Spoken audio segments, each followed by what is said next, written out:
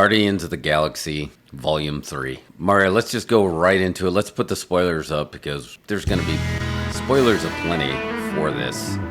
Everybody's seen it. It's all right.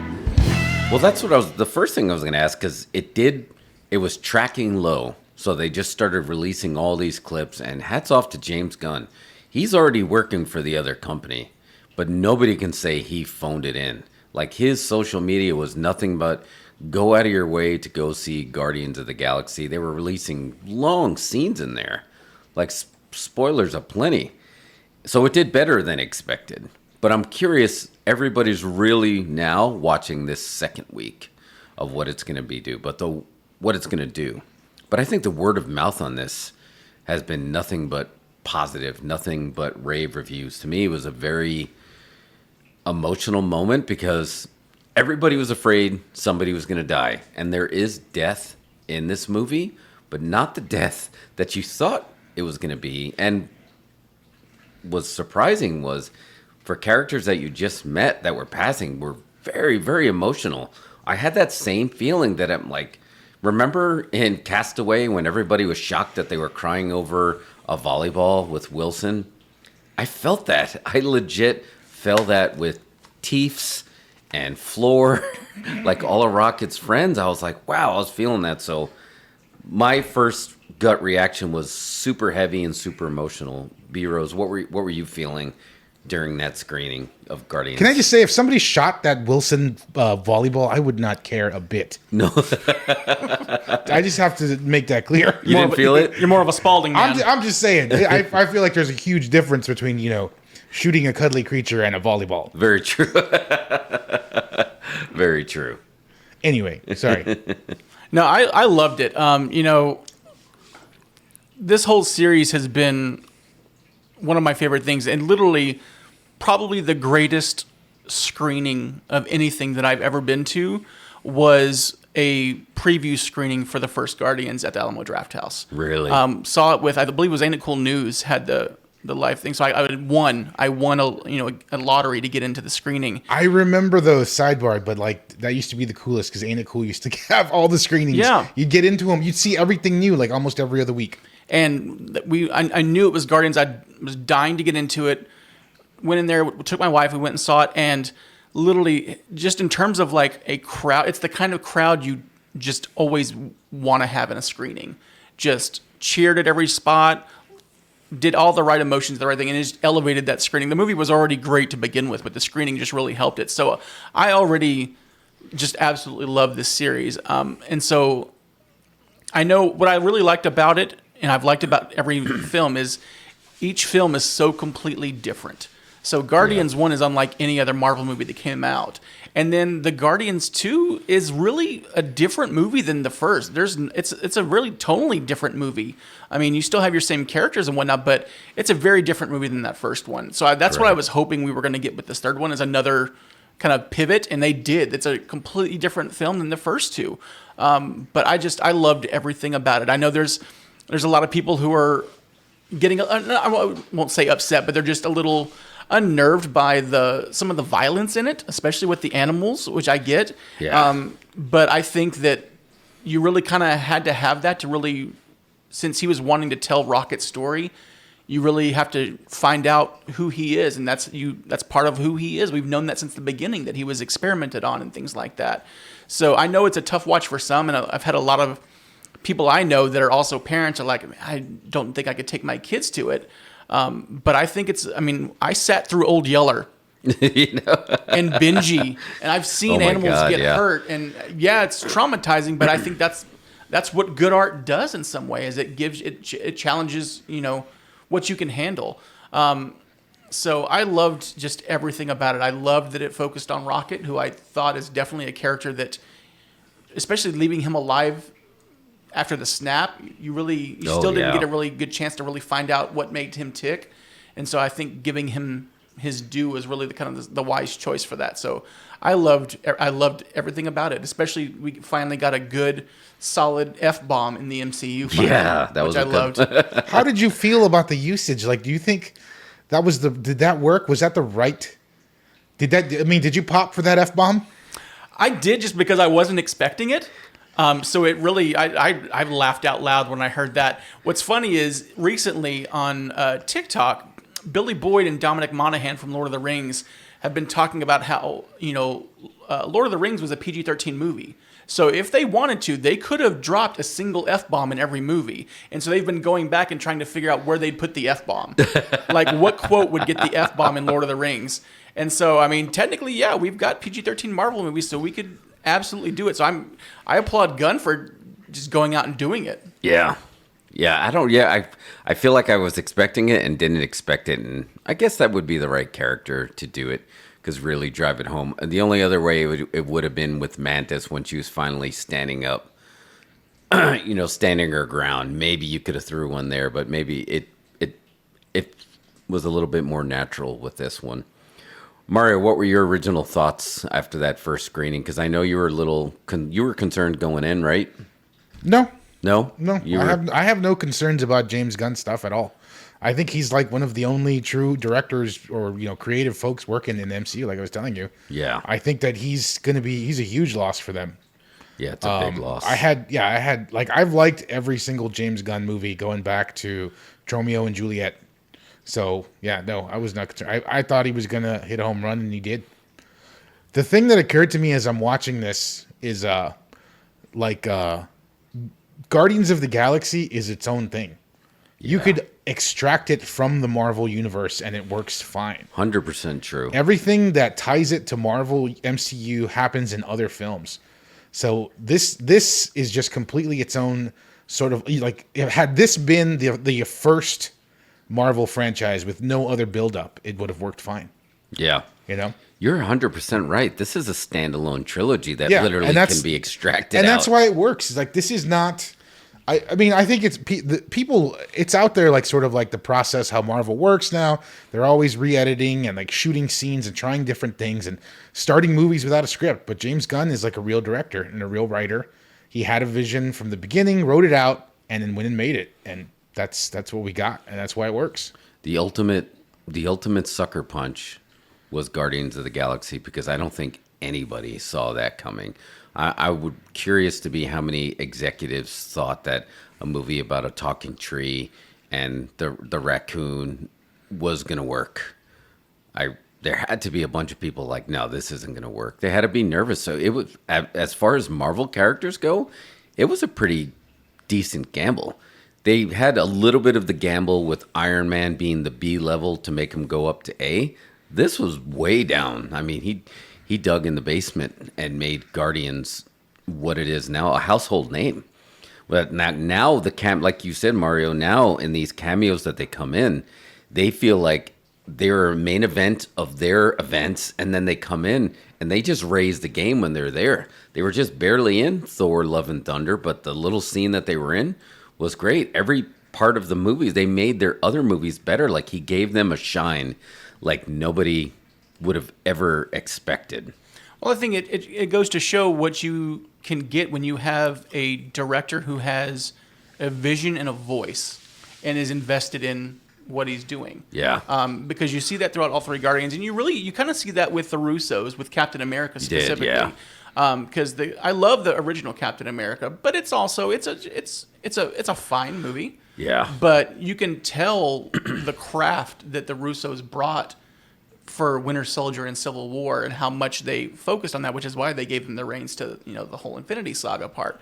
But yeah, Gunn he's got a singular vision, and it's very much a product of his style, his sense of humor, what he likes. It's kind of like the MCU's version of Kevin Smith. Like, he knows exactly what he's going to do.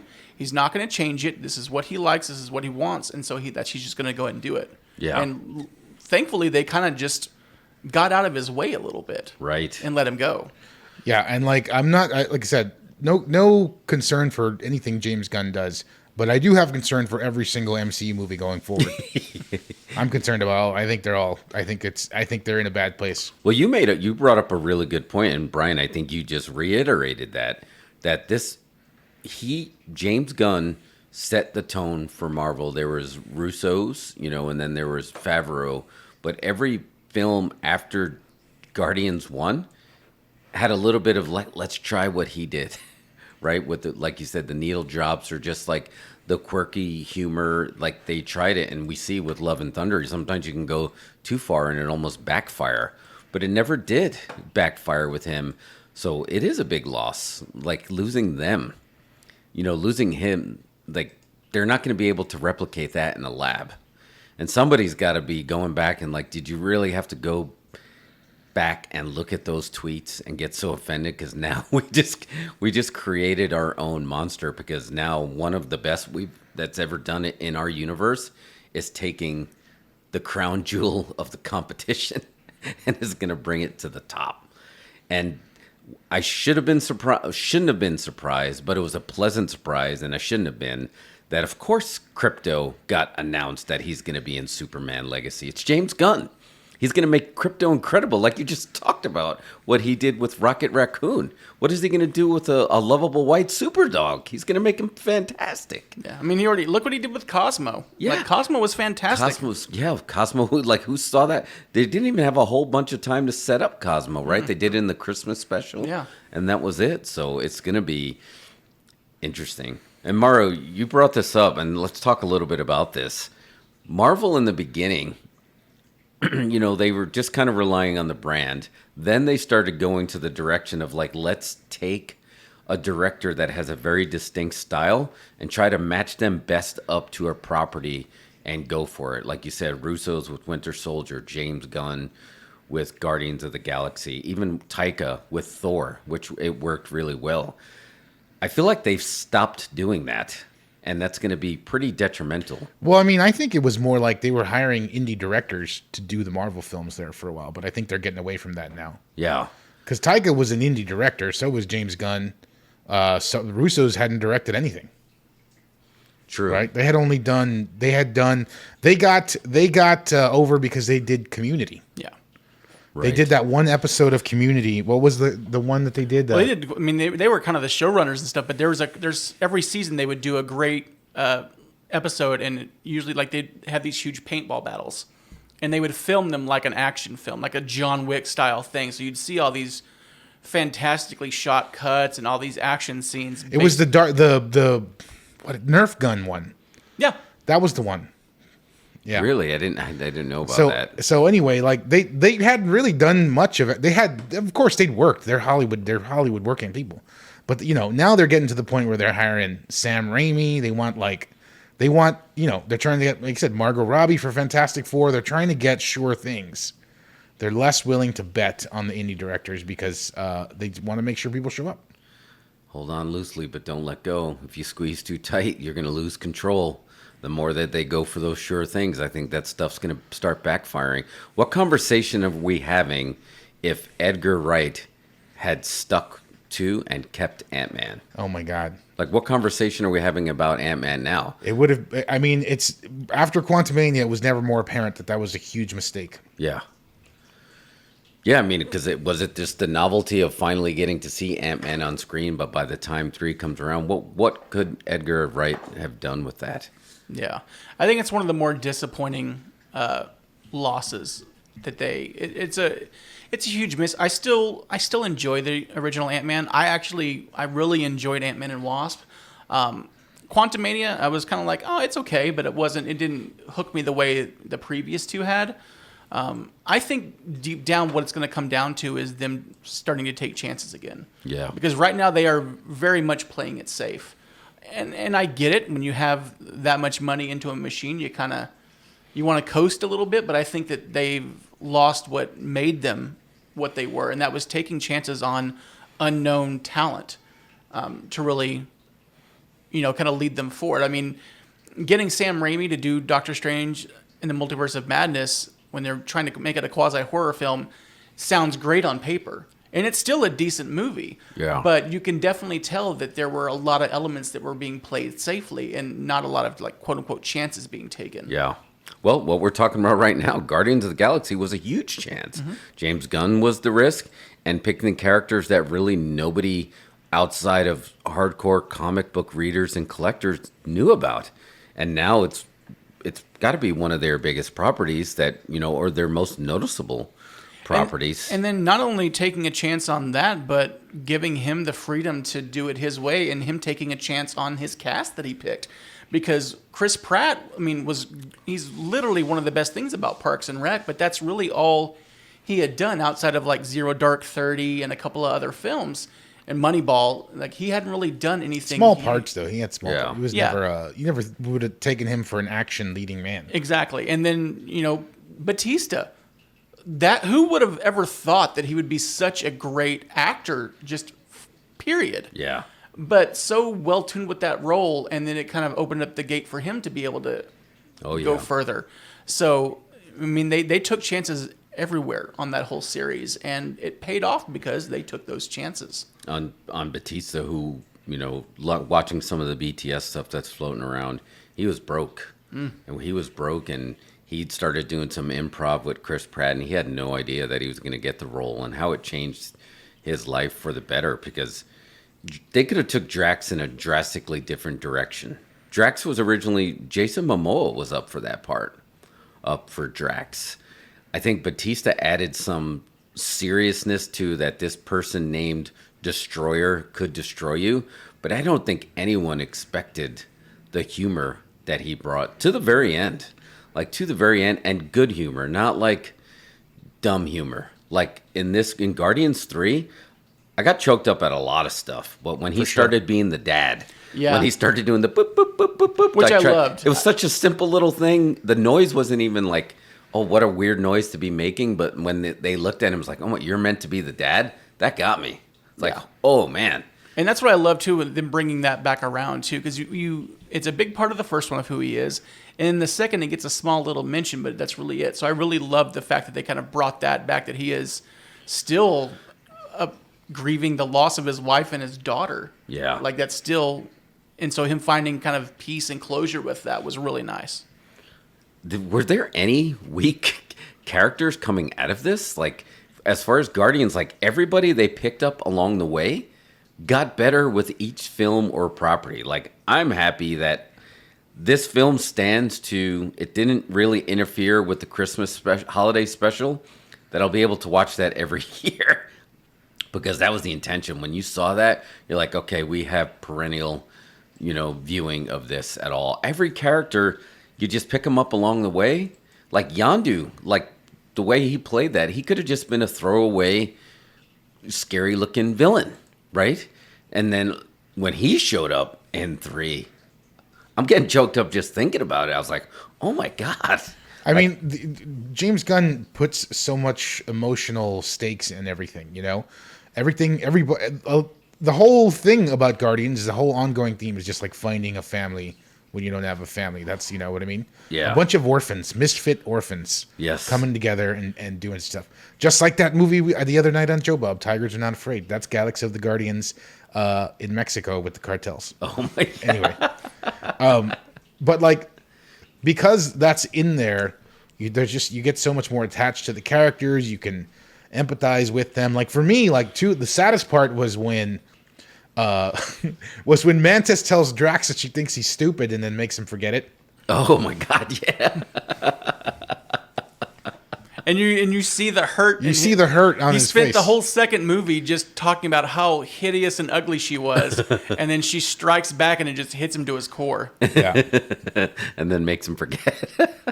I think there was really, and it's just nitpicky. The only thing that I can even think of that I didn't like was because I felt like it was almost, I don't want to say cheap, I just thought it was unnecessary, was the Groot quote at the very end where he says, "I love you guys." It seems so out of place. Yeah. Like when he's in the first movie when he says "we are Groot," it's a subtle just one word difference, but it fits the scene.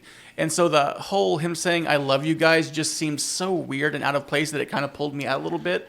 So I didn't care for that, but that's just me being nitpicky. Yeah. Well, you heard the rumor of why that happened and what the story behind that? Mm-mm. So, and this sounds like very James Gunny. So, they built up the whole time that, new Gamora from 2014 couldn't understand Groot, because if you didn't have the relationship, like you didn't have the shorthand, and then when she finally knew what she said, she gets it because then you had an emotional connection. Then you can speak "I am Groot," and he said, "This is a rumor." They said that was for us, the audience. Everyone else to who's basically like all of a sudden understanding now him. you can understand. I think what Groot is I saying. think that's dead on. I think that the reason it sticks out and maybe that was the misfire is it didn't exactly get that across to the audience, But I think that's exactly what it was going for because they build it with Gamora not understanding and we understand. Just didn't. There was something missing. There was a line or two missing out of the script or something. I tell you who really did it well. This exact same thing is if you've ever seen the movie The 13th Warrior with Antonio Banderas. Oh yeah. Where you start the movie where he doesn't speak their language, and on the voyage going to where they're going, they show him constantly listening, and then it's just their Scandinavian language, and every once in a while a word of English pops in, as basically showing that he's learning words, and then by the time they arrive, he's able to speak their language because he's just been listening and picking it up the whole time. Or like in The Hunt for Red October, when they all speak Russian for like the first minute of the movie, and it just kind of pushes in on their mouth, and it just switches to English and then pushes back out, just to let you know they're speaking Russian, but you're hearing it in English. Also, like in Robin Hood, Prince of Thieves, when Kevin Costner starts speaking English and then he starts speaking I don't American. think that was planned. Are you sure? I don't know. It was so subtle. He was trying to do like a British accent, and it sounded like Tennessee or something. Just take a seat, Kevin. Stop that. Don't- Oh yeah, they just did that in Avatar, right? But they actually had lines. in there That was a pretty good. That was pretty good. that was in lines. They just explained it away, which Yeah, was fine. But again, it was the same thing. It's like the character explained that eventually it all sounded natural to him, And it didn't get to it. and they got rid of the subtitles. That's good. That's good booking. Solid booking. Yeah, for sure. So Mario, you were saying that was the most emotional moment for you because there was a bunch of them. Was that moment? I think that got me. Oh, I mean, obviously when Lila gets shot, that's unbelievable. Oh yeah. Just too much. And I think that will keep people away. People are very triggered by animal violence.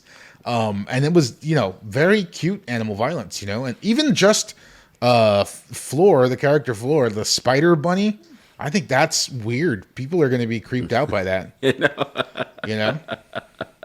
I didn't even take that into consideration. And I think again it was a heavier emotional toll for me because my son was way smaller in this journey with this film, and I remember being so excited and seeing it with him. And now this journey is ending as he's getting ready to leave for college.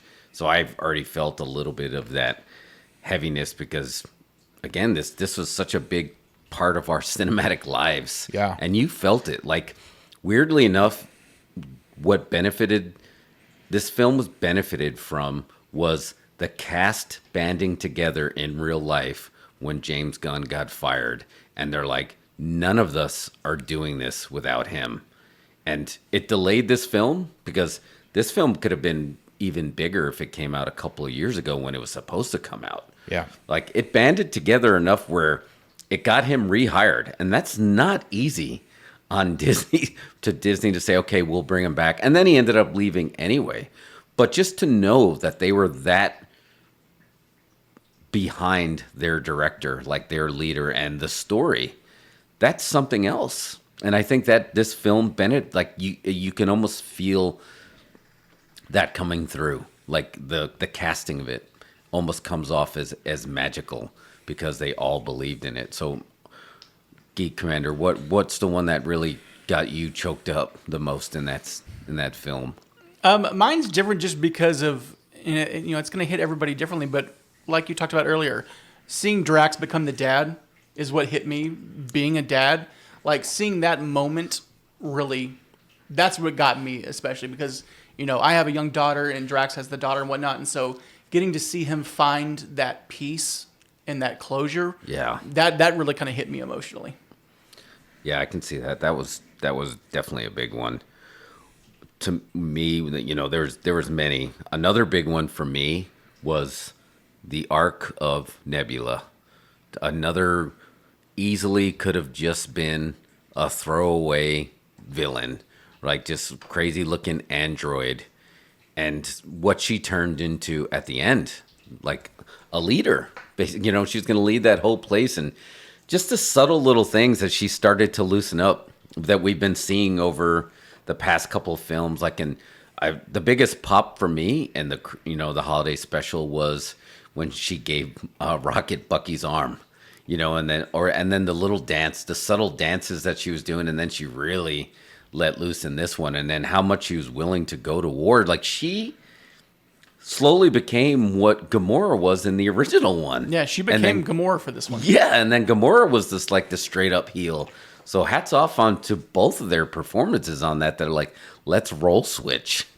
Well, I know a lot of people had an issue with Gamora leaving with the Ravagers at the end, but I was explaining it to my son because he was just asking like, do you think that was the right choice? And I was like, honestly, yes. I was like, because I said the whole concept of these films is that the most important thing is the family that you choose. It's not who you're born to or what race or what species you are. It's the family that you add along the way. And for Gamora, because she's that past Gamora, she doesn't have that affinity for these Guardians. She does for the Ravagers. So her leaving makes sense and it's justified. She's going with the people the family that she's made. And you see it when she reunited. They all are like putting their arms around her and things like that. That's the family that she's chosen. And yeah, it sucks that it's not the Guardians that we want her to be with, but she made the right choice for her. And so I thought it was a really great way of showing how far Gamora and Nebula have come. Seeing Gamora kind of take that side role and then Nebula really kind of come into the Gamora role. I thought that was masterful, and I did not see that coming. The easy way to button that up, to put a little bow on it, was for her to all of a sudden, get the Stardust and shake it loose, and then all of a sudden, okay, I remember now. Because you realize that the stakes were real, and the emotion that you felt I rewatched the scene with Thanos of her going over the edge. It kept the respect that scene deserved, because that was so powerful of like, I'm sorry, little one. And that made it mean so much. So for him to book it to where he was just going to wink by saying, I bet we were fun together. And that's all she needed to do. And then you realize, for this story, that's all you needed, and then you realize that there really are consequences. You lose people that you really care about in life, and the stakes were real. So, and it really does. It does a good job of giving Peter that closure that he needs. Yeah, he starts off the film unable to move on, and throughout it, he's slowly able to build those pieces that he needs to be able to move on. Yeah. Did you guys think that him and Nebula were going to get together? I know it was a throwaway joke. What's sad is I don't hate the pairing. I don't. I hate it. I don't want them together. I had no desire for that to happen. Well, that was the comedy, and that was great. I know we kind of saw that coming because it was in the trailer. Knock it off! But that worked really well. Let's talk a little bit about the cameos, because people I know were up in arms. How the internet loves to be up in their arms. They can't just be down in their arms. Have to be up in arms. What cameos are we talking about? James Gunn's wife, Jennifer Holland. I thought it was just like, it was fine. I mean, I think she's Is that great. a cameo, though? Does that count as a cameo? I mean, it's not like Sammy Davis Jr. appears for a second. It's not like somebody that's well known, right? Does that count as she's just a working actress? Yeah. And I have no heat with her. I think she's great in Peacemaker, and the one scene the scene that she had in here was funny. Yeah. I mean, it was really good. I had no problem with that at all. Yeah. So I don't know why people are so upset of him booking his wife. If she wasn't talented, then maybe you'd be like, okay, this isn't working. But she's great. She's been like in every James Gunn thing for the last few years. It shouldn't be surprising at all. Yeah. That's one of the benefits of being in charge, is you can do cool things that you want to do. And it's not like he made his wife Gamora. It's like she had a cameo and got shot in the leg. She got in the leg. Like, what's the big deal? Well, I don't know. Yeah, that was a good pop. Like the way she sold that leg. Even what's the name of the dude from Serenity? Nathan Fillion. Even him, Yeah, he's been in cameo. every James Gunn movie since forever. So what's the big deal? It's like if Sam Jackson is in a Quentin Tarantino movie, does everybody get upset? Exactly. These dirt sheets, dude. They're just out there trying to start controversy. Hate bots. Yeah, hate bots. Well, we named them right. They're hate bots. They just troll, and they just try culture wars and entertainment fights. Like, we're not going to fight over movies. Like, you can say, no, I didn't like it. It's like, cool. I still liked it. What a dumb thing to fight over. Yeah, I know, it's so stupid. It's like, With everything else going on in this world, you're going to fight over a cameo in a film. yeah, because like, come on, just relax. It's entertainment. It's supposed to be entertaining. And if you're not entertained, then go find something that is There's entertaining. lots of movies. Watch one and you'll like one eventually. Yeah, fine. You don't have to just watch Guardians of the Galaxy. There's other stuff. Where do you Check guys, out Polite Society. I want to see that. That's probably good. Yeah, there's plenty of options. There's plenty of options. What do you guys think's going to happen to Chris Pratt after this? He's going to continue to make billions of dollars from franchise films. Like he had this and Super Mario Brothers back to back. Super Mario Brothers is the biggest movie of the year, and this will probably do fine. You know, it was crazy. They 2 action scenes with No Sleep Till Brooklyn and Chris Pratt back to back. Mm-hmm. Oh, that's right. It wasn't there.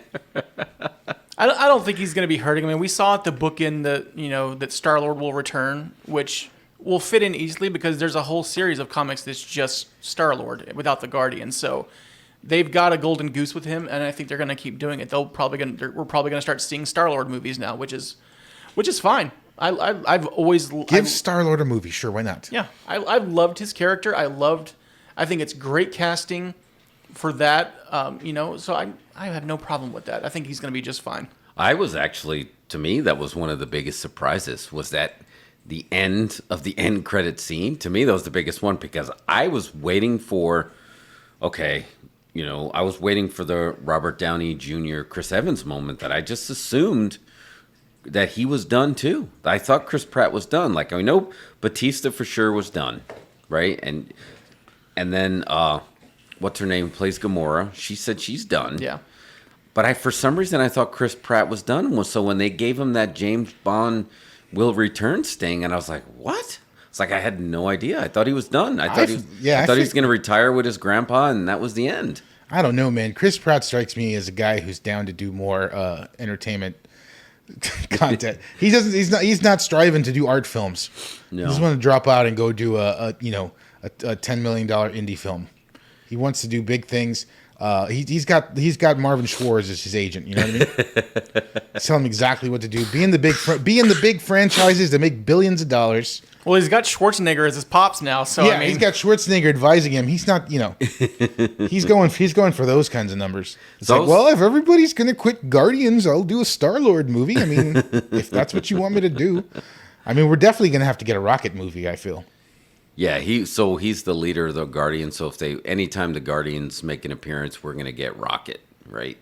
That he's gonna be in there. But I was just thinking more with Chris Pratt because I know he was getting heat for a little while, but they always make it seem like that there's something that he brings, a lot of his religious beliefs that somehow leak online. But then you'll click on another video and then he'll make like an inappropriate sexual stuff that's like out of nowhere, and I'm like, you get definitely 2 different versions of him in real life. But honestly, I'd rather not hear. I want the actors to be like Pacino and De Niro, that they just hide and you don't ever hear what they are because then you'll never be distracted. So whether it's true or not, I don't want to know. I don't want to know. I'd just rather see more Star-Lord movies. Fair enough. Yes. One thing that did kind of surprise me that I wished came off as stronger, and Brian, I'm going to ask you about this because you know a little bit more about this. What were your feelings on the Adam Warlock intro with Will Poulter? So it was definitely different than what I expected it was going to be. I thought it would be a lot more. I know it sounds odd to say. I thought it'd be a little more serious. Yeah. And it was a little more playful, but I get the reasoning behind it when they're showing that he was pulled out of his pod early, so he's still essentially a child. And they did a good job of portraying someone who thinks and talks and acts like a child in this adult superhero's body. Yeah. So it wasn't what I was expecting, but I still dug it. I think he's great casting for that. Yeah, I was he's really great happy cast. to see him pop up and really kind of play to his strengths because he does have that comedy background. So I really had no complaints. It was different than what I was expecting. Yeah. But I'm interested to see what they're going to do with it going forward. I'm gonna have to watch it again. That's one there. Well, there's many reasons I want to watch it again, but the second viewing for me, it's gonna be important to see how I feel about the Adam Warlock because I expected something completely different too, right? Because he's the equivalent of like Superman, right? In the comic books, he was going toe to toe with like Thanos, so he didn't. I expected something, and technically he did. I mean, he's the reason this whole film was taking place, right? That he's the one that put Rocket in critical condition. So I mean, it's not like he was pulling his punches. But I don't know what I was expecting, but it wasn't that. And it's not that I disliked it, but now I need to go in there with no expectations. And I think maybe the problem too is going in with the expectation of him being who he is in the comics already. Yeah. Because, I mean, look at the difference between, the whole MCU was started with Downey portraying Tony Stark, just kind of discovering who Iron Man is going to be, to literally saving everything, defeating Thanos. So that you see that huge difference in the disparity between those two, between that character in those movies, how much he's grown and stuff like that. So I'm hoping that that's what they'll kind of do with Adam Warlock, is that this is just kind of the bumpy road where, just like Iron Man having to go up and not realizing that the suit's going to ice over. Right. And almost killing himself that way. I'm hoping that we're seeing those kind of like discovery points for him, that where he'll eventually become that fantastical figure that he is. That we're expecting. You got to give folks room to build an arc. They can't just be who they are immediately. Yeah. You got to give them room to have a story arc so they can grow and become that person eventually over the course of multiple films. And if you listen very quietly, you can hear Twitter erupting over Mario saying that. The hate bots. Hate bots are coming after us. Hate bots are coming for us these days now. No, I agree. I think the issue being is we've had the comics around for so long, right? All the source material. But now we've had, a couple of decades of the films being around, MCU. But the difference is, like, you can always go back and they don't age, But now we're losing a lot of the main heroes as we're gaining some of the heroes. And you can't really go back without having some kind of snapping that's going to recast them. And that's not always going to work. But in the comic book, you're like, okay, now Iron Man's here. Now Captain America's here. Like, we get Old Man Cap. But now he's back. And now he found a way. Like, we're not going to be able to get that. So we're not going to be able to associate, what Quentin Tarantino was talking about. Who's the star, the actor, or the role that they're playing? In the comic book, it's the role they're playing. And I think that's one of the reasons why they made the pivot to the multiverse. Because then you can really open yourself up to, all right, different people can play Iron Man. Different people can play Captain America or Spider-Man, depending on the universe. And it gave them the out they needed to where they don't have to say goodbye to Iron Man, even though they're saying goodbye to Robert Downey Jr. Yeah. We don't know yet, though. No one has been recast successfully yet. So, I mean, we don't know how the audience is going to react if Tom Cruise shows up as Iron Man. We've had one really good recasting when we lost. We got a great new roadie. Oh, yeah. That's true. But that was pretty early. Yeah, that was way early. First film, the second film. Yeah. Can you believe the reason Terrence Howard got dropped there is because at the time when they did Iron Man, he was a bigger star than Robert Downey Jr. and demanded more money. So they was like, nah. Yeah. After part one, he demanded more money. He thought he should get paid more than Robert Downey Jr. Robert Downey Jr. I remember that. I mean, Hustle and Flow was really good. It was. It totally was. They should have just paid. And then we had, the only other bigger one. Again, it was very non-noticeable, which is weird to think that we started with Edward Norton as our Hulk. Edward Norton couldn't have survived being in the MCU like this. Like, no. that's not in his acting DNA. There's not enough. He wouldn't have had enough control to make himself happy doing that. So it's probably it worked out for the best. Although I would say that's an asterisk as well. Yeah. Although we're getting Liv Tyler, so everyone else is coming back, right? We're getting except for Thunderbolt. We've got Harrison Ford now coming in playing Thunderbolt Ross. Yeah, that's an unfortunate casting, but for the reasons. But they are gonna get Liv Tyler, right? She's coming back as Betty Ross, and then the heel from that one, Tim Blake Nelson, He's going to be in the Thunderbolt. So it's, yeah. I think to circle back what you're talking about, they got to go back to taking their chances. And this is the time to take chances when there's a lot of complacencies, there's a lot of expectations. Now you really got to shake things up. And maybe that's because was Ant-Man Quantumania really a bad movie, or was it just what everybody kind of expected and that was just paint by numbers? I thought it was a bad movie. You just thought it was I thought it was like the worst Marvel movie Really? thus far. Yeah. I Like, I think- haven't seen Thor: The Dark Lord 2 or whatever. The Dark World, yeah. But to me, that was the worst Marvel movie out of all 35 of them. I think it's a mediocre movie. I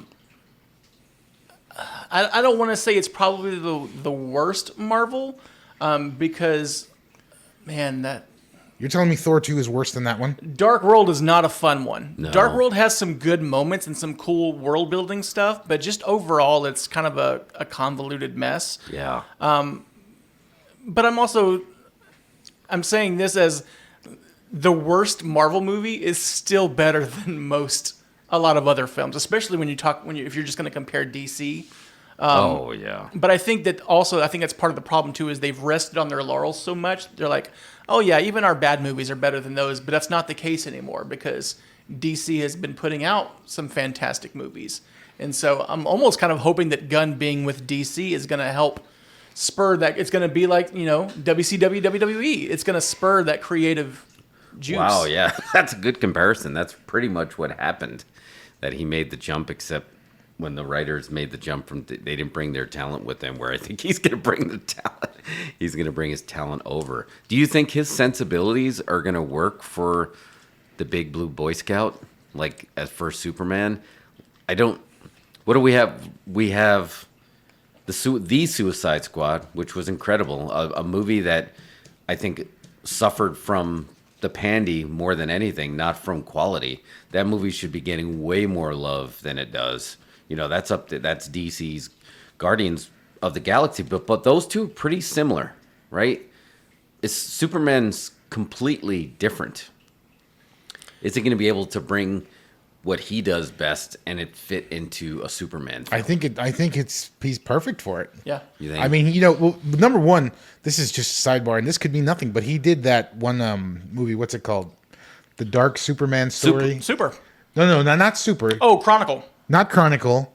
It was like the anti-Superman. What if Superman landed on Earth and he was Brightburn? Oh, Brightburn. yeah, Brightburn. That's which right. was essentially Superman, but what if Superman was evil? Yeah. So he did that, which I guess he produced it, but still, he's involved with that. So I liked Brightburn. I thought it was pretty good.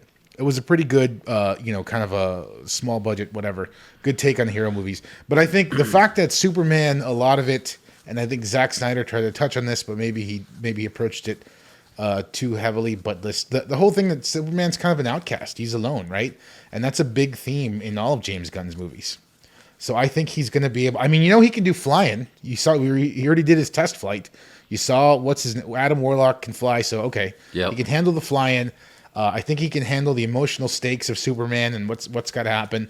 And he's got very wholesome underneath all his quirkiness and whatever crazy Twitter jokes. He's got very wholesome values about family. You know what I mean? Yeah. I think he's going to do great. I think he's going to hit it out of the park. I just think that he was the guy. I hold him in the highest regard because I liked his stuff before Marvel. Super was great. Slither is one of the best horror Slither movies. is so good. It's so good, like just perfect, note for note, perfect. Just a great horror movie. So he was already over. Had he not gotten Guardians, he would have still went on and been a great director. Yeah, I he agree. did this, and now he's grown bigger than it. And you see him out there. He is like becoming. He's trying to become, or maybe I don't know. His agents or his Ari Gold is like just telling him, "You got to be an on-camera guy now. You've got to be a personality. You're James Gunn. You take the dye out of your hair, go all white." You know what I mean? You see him on the red carpet now. He's dressing all cool. He looks like the Godfather of comic books. He's a force, man. He's big, and not to say he's infallible. Everybody can have a miss, but I just think he's gonna do great with Superman. I'm excited to see it, and I'm glad that we're finally getting him back on the screen. I am a little worried about the casting. Superman's a hard cast.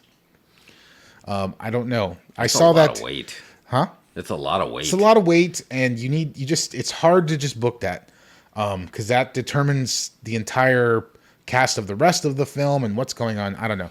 I thought that one AI, when they were asking AI who to cast in comic book films, and they said they should cast Henry Golding, I was like, that's pretty good casting, actually. I think I get behind that. Well, what's nice too is the reason why I think he was such a good hire for DC is I think they see what a lot of people see is more than anything he has this confidence of just knowing he has 100% confidence in himself. He knows what he wants and he knows how to make it work, which is very similar to what Kevin Feige is. Even though Feige is not, quote unquote, the director filmmaker, Feige knows what works and he's confident in his taste in what's going to work. And so, Gunn has always been kind of a protege of Feige in a way. Like if Feige ever sold out, if he quit his contract and whatnot and left, Gunn would have been a perfect replacement for that. And so, 100%. I That would have think been his him job. taking that role at DC is the smart move. And I think Superman is going to be just fine because he's shown that it doesn't really matter what character it is. He knows how to write characters, period. And so I think it's going to come down to casting, but because since he's writing it himself, and they are going to skew a little younger, I think it's a good opportunity. I loved Henry Cavill, but I 100% love the balls on him to take over DC right after, Dwayne Johnson's been like, oh yeah, it's Henry Cavill, and we're going to do this thing, and he basically said no. Yeah. I love Henry Cavill, I love you, but no. This is what we're doing because I have the vision. I know what's going to work, and I have the confidence in myself to say, no, we're not doing that. We're doing this. Yeah. And so while I love Henry Cavill as Superman, I'm excited to see what Gunn can do with kind of taking over the reins like that. Yeah. Yeah, it's going to be great. I mean, again, I 100% trust him to have that vision. And like you said, to stand up to The Rock right now, we're living in peak The Rock Hollywood. Like it's only going to go down from here, to stand up. And Rock, he can hold a grudge, right? We're not seeing him in the last Fast and the Furious because there's some heat there. Rock needs to get a new agent or some new management. I think he's making some bad decisions lately. Yeah. I don't know. It's Again, that tequila money, man. I guess it's tequila money. You got the tequila money, money. you can do whatever. Again, I'm not cool. I just feel like he's now just kind of a wasted talent. I thought early in his career he had a lot of potential. He's done things here and there. Now it's just like Tugboat Captain movies and remaking Disney. And Jungles. Yeah, it's just like, I don't know, man.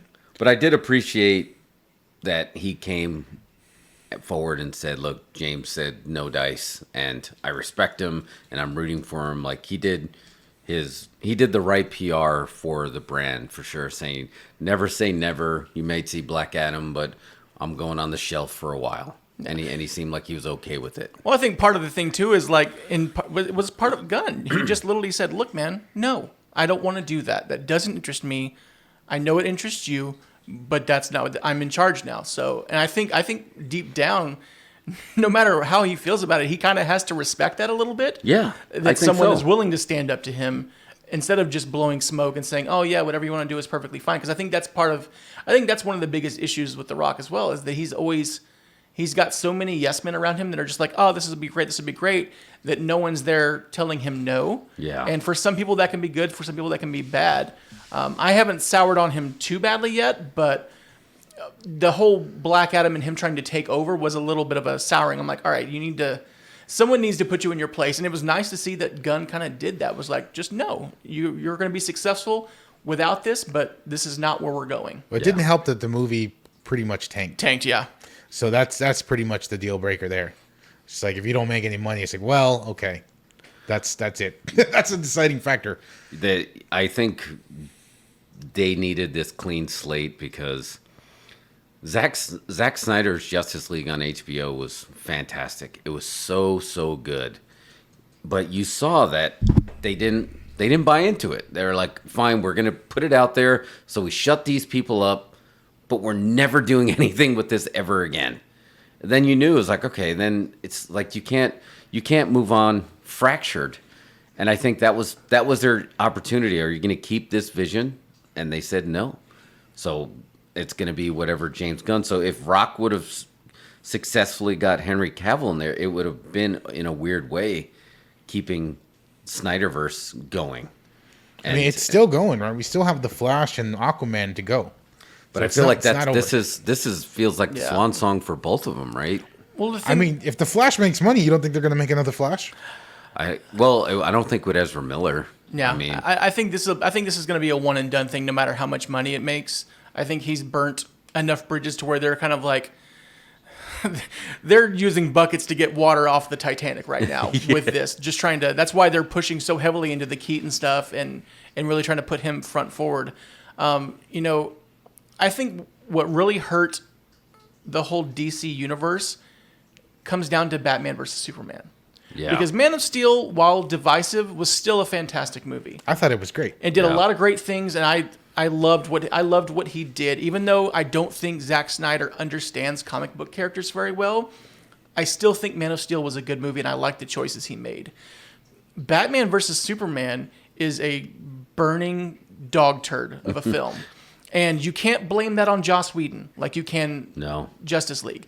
That is 100% him, and he made a horribly bad movie. I will say the extended cut is leaps and bounds better than the. It is. It's better, but It adds a whole lot. It's still It's still a bad film. it suffers from a lot of things, and so I think that's why everyone was so gun shy with Justice League. And I'll be the first to admit, like I'm after Batman vs Superman, I had really no faith in Justice League, and then seeing the Whedon cut, thinking like, oh, this is what they were initially planned. You talk about a dumpster fire of a movie, and so seeing how good the Zack Snyder cut was with all of its various things. I mean, there's stuff that went back and forth, but it's still leaps and bounds the best thing. And so I think that if we hadn't had Batman v Superman go so horribly, then they wouldn't have had the courage to try and strip the movie of Justice League away from him. And you start to pull in more of that continuity between the things. I like that they're doing the clean slate now, but they're also really kind of they're doing the clean slate, but in a different way, almost the way the comics do it. They're going to have their universe, but they're going to have their black label, which is where you get Joaquin Phoenix's Joker and you get Yeah. the Matt Reeves Batmans. They're going to exist on their own little side universe, but they're going to start building their own cohesive universe from scratch with Gunn. Yeah. No, I think that's going to be great. I think that's the way to that's the safer bet to go. I know some people just want to completely wipe the table clean, but because of Joaquin Phoenix's Joker, I don't think you can. Which honestly, I'll catch hate for this. I liked it just fine. Yeah. I think it's a good movie. It doesn't really interest me as much because I really do feel like it's just a ripoff of kind of like a Taxi Driver Yeah. in terms of the whole everything about it. I'm not gonna lie, I love Lady Gaga. I hate the casting of her as Harley. Really? I don't like that casting at all. And I'll if I'm proven wrong, which is possible, that so be it. But I don't like that casting, and partly because I love Margot Robbie. Oh yeah, we were just talking about that. Well, I yeah. think they cast her specifically because this is a musical, right? Exactly. So they wanted a musical, and I think she's got that New York accent down, right? So I think that I'm cool with the casting of her. I'm looking forward to see what she can do. But I also am not a fan of Joker. I didn't like the original film. I think it was okay. It was good. I mean, I think it's especially looking at who directed it. I think it's pretty incredible that came out of him because I didn't think he was capable of a movie like that. But I'll go see it. I'm not dying to see it. Yeah, I'll go see it, but I see everything, so it doesn't really Exactly. I'm not dying to see that. Yeah. I am dying to see the next Matt Reeves Batman. I thought that That'll be was so fantastic. So I'm excited to see that, even though it's not going to be part of this shared universe. So the only hesitation I have is seeing the announcement they've made so far.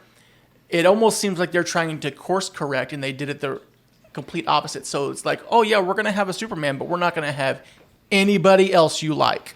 There's no Batman.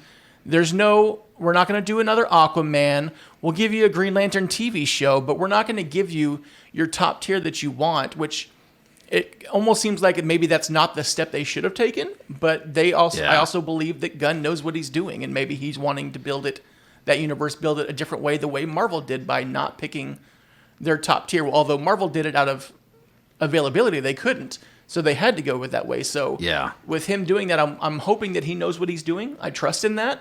But I thought it was an interesting choice that they aren't going to do like, oh, we're not going to do Batman. We're not going to do more Wonder Woman. We're not going to do another Green, all this kind of stuff. We're going to do a Green Lantern TV show. And then he's picking those Guardian style groups out of DC to really push do stuff. that. I took it as they were doing what the old 80s wrestling territories, when somebody needs to leave a territory to cool off a little bit to start to build again, or to go somewhere else, and just to kind of keep that rotation. I just feel like it was so dominated in the conversation that you couldn't do more than, we're going to reboot every single one of the main characters, because the Superman rebooting was enough that it just, again, it eclipsed everything else going on. And Gal Gadot as Wonder Woman, everybody's fine with.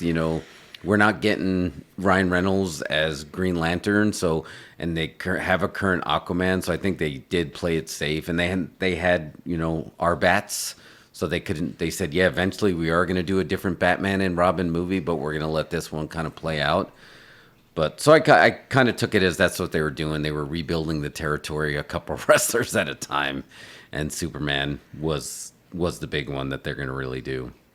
But I think, to circle back, Marvel is going to miss James Gunn. I mean, we're having good conversations, but there's something. DC has some excitement right now that Marvel doesn't have. Marvel's putting out fires left and right, and DC now is like slowly starting to get a little bit of momentum because of this. So it's going to be interesting. But yeah, for Guardians, I think we're going to still see Guardians. I guess I was surprised that nobody died, none of the main characters, but it's now seeing what they're doing. Not everybody has to die to say that you're done with this character. I like the idea that Nebula and Drax are going to be running, nowhere, this planet, and they're just in charge, and they're not going to be out there fighting necessarily. I'm also curious too. We know that he had kind of the outline for the whole trilogy kind of laid out. I think personally, I wouldn't be surprised if this is true, and it could be wrong. I think that the reason why he didn't kill anyone is because he understood, this is my last ride with this, and he almost in a way didn't want to ruin that for Marvel.